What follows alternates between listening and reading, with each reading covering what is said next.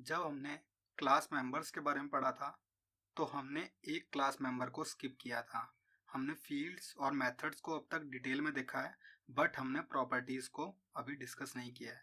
तो प्रॉपर्टीज़ क्या होती हैं इसको समझने के लिए सबसे पहले हमें ये समझना पड़ेगा कि एनकैप्सुलेशन क्या होता है।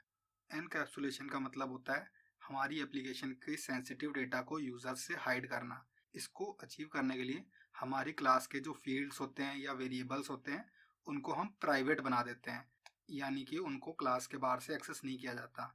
और उसके बाद हम प्रॉपर्टीज़ प्रोवाइड करते हैं जो उस फील्ड के ऊपर से एक रैपर का काम करती है, और उस फील्ड के थ्रू हम कुछ मेथड्स प्रोवाइड करते हैं जो कि उस पर्टिकुलर फील्ड को एक्सेस करने के लिए यूज़ होते हैं। तो इस चीज़ को अगर हम डिटेल में देखें तो हमने लास्ट लेक्चर में देखा था कि हम प्राइवेट एक्सेस मॉडिफायर का यूज़ करके क्लास के किसी भी मेंबर को क्लास के बाहर से एक्सेस होने से रोक सकते हैं। बट कई बार ऐसा होगा कि हमें उसको हाइड भी करना है, पर कई केसेस में उसको उसकी एक्सेसिबिलिटी बाहर से प्रोवाइड भी करनी है। तो ऐसे केसेस को हम प्रॉपर्टी के थ्रू अचीव करते हैं।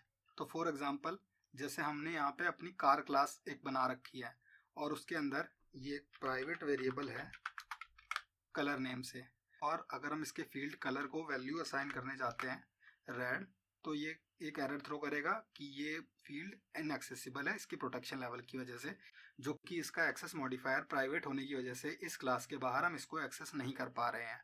तो इस केस में इसको बाहर से एक्सेस कराने के लिए हम या तो इसको पब्लिक बना सकते हैं, या हमारे पास एक अल्टरनेटिव होता है प्रॉपर्टी का। तो हम एक प्रॉपर्टी यहाँ पे डिफाइन करेंगे, पब्लिक स्ट्रिंग कैपिटल सी से कलर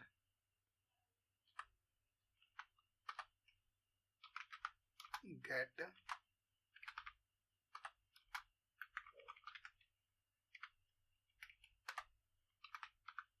सेट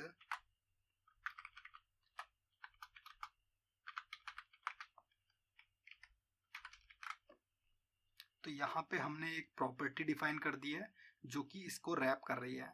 अभी हम डिटेल में देखेंगे कि ये गेट सेट हमने ये सब क्या डिफाइन किया है और ये कैसे वर्क करती है। बट फॉर नाउ हम इस प्रॉपर्टी को यूज़ कर सकते हैं इसके अंदर वैल्यू असाइन करने के लिए। तो हमने यहाँ पे अब कैपिटल सी से कलर लिख दिया, तो हम इसके अंदर वैल्यू असाइन कर पा रहे हैं, और सेम प्रॉपर्टी को यूज़ करके हम इसको प्रिंट भी कर सकते हैं।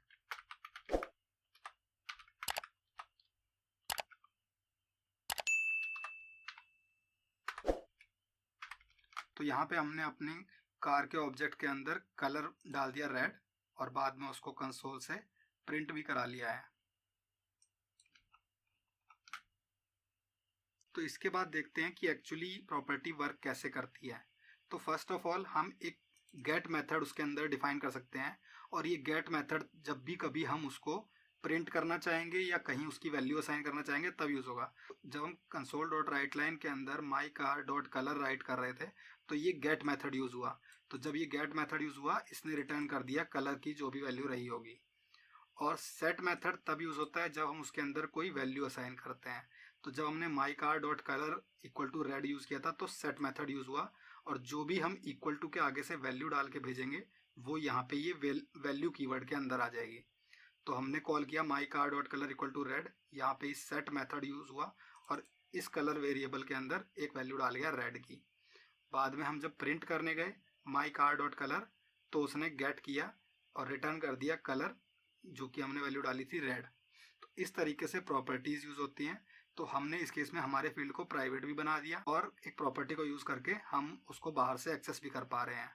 तो इस एग्जांपल में हमारी प्रॉपर्टी ज़्यादा हमें कुछ एडवांटेज प्रोवाइड नहीं कर रही। जैसे कि अगर हम नॉर्मल हमारे फील्ड को पब्लिक कर देते तो भी सेम रिजल्ट हमें अचीव होता, और इस केस में भी हमें सेम रिजल्ट अचीव हो रहा है। तो बेटर रिजल्ट अचीव करने के लिए हम हमारे जैसे गेट मेथड को अगर यहाँ पे एक कंडीशन डाल दें,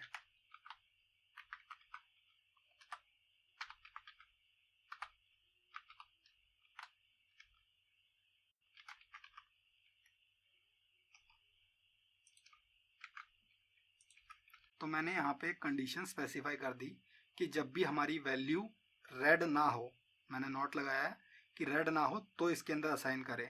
तो इस केस में अगर मैं इसको पहले वैल्यू डालता हूँ ब्लू, उस केस में ये ब्लू वैल्यू यहाँ पे आएगी और उसको असाइन कर देगी, बट सेकंड जब रेड कॉल करूँगा तो इसके अंदर असाइन नहीं करेगी। तो फाइनली ये जब रन होगा तो इसके अंदर वैल्यू ब्लू ही मिलेगी मुझे। तो इस तरीके से प्रॉपर्टी का यूज़ करके मैं अपनी कंडीशंस डिफाइन कर सकता हूँ और मुझे एक बेटर कंट्रोल मिलता है मेरे फील्ड के ऊपर कि मेरे फील्ड को कैसे बाहर से एक्सेस किया जाएगा और कब मैं उसको एक्सेस नहीं होने देना चाहता हूँ।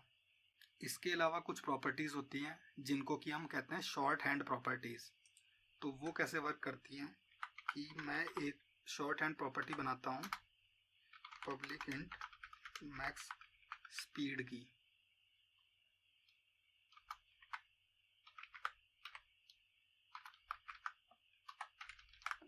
तो इस तरीके की प्रॉपर्टी को कहते हैं शॉर्ट हैंड प्रॉपर्टी, यानी कि इस केस में हम डायरेक्टली राइट करते हैं गेट और सेट। तो इस केस में हमें अंडरलाइन कोई भी फील्ड डिफाइन नहीं करना होता और ये ऐसे ही वर्क करेगा जैसे कि हमने कोई एक अंडरलाइन फील्ड देखे उसके ऊपर से गेट और सेट लगा रखे हों। तो इसको शॉर्ट हैंड प्रॉपर्टी टाइप कहते हैं क्योंकि इस केस में हमें कोड कम लिखना पड़ता है और ये बेसिकली सेम फंक्शनैलिटी अचीव करती है जो कि हम एक अंडरलाइन फील्ड को बना के उसके ऊपर से रैपर प्रॉपर्टी बनाते। तो हमारे एग्जांपल में हम अगर कलर की जगह पे मैक्स स्पीड के साथ वर्क करें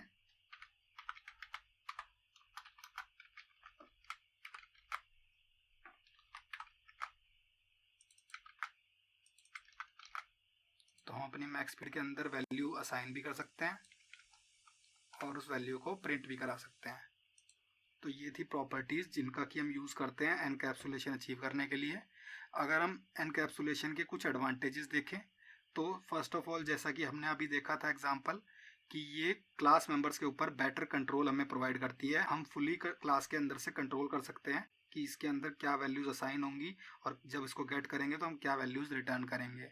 और सेकेंडली क्योंकि हमारी प्रॉपर्टी के अंदर गेट और सेट दो सेपरेट मेथड की तरह वर्क करते हैं तो हम दोनों में से एक को हटा के हमारी प्रॉपर्टी को रीड ओनली या राइट ओनली बना सकते हैं। अगर हम गेट मेथड हटा देंगे तो वो राइट ओनली हो जाएगी, यानी कि उसमें सिर्फ राइट किया जा सकेगा।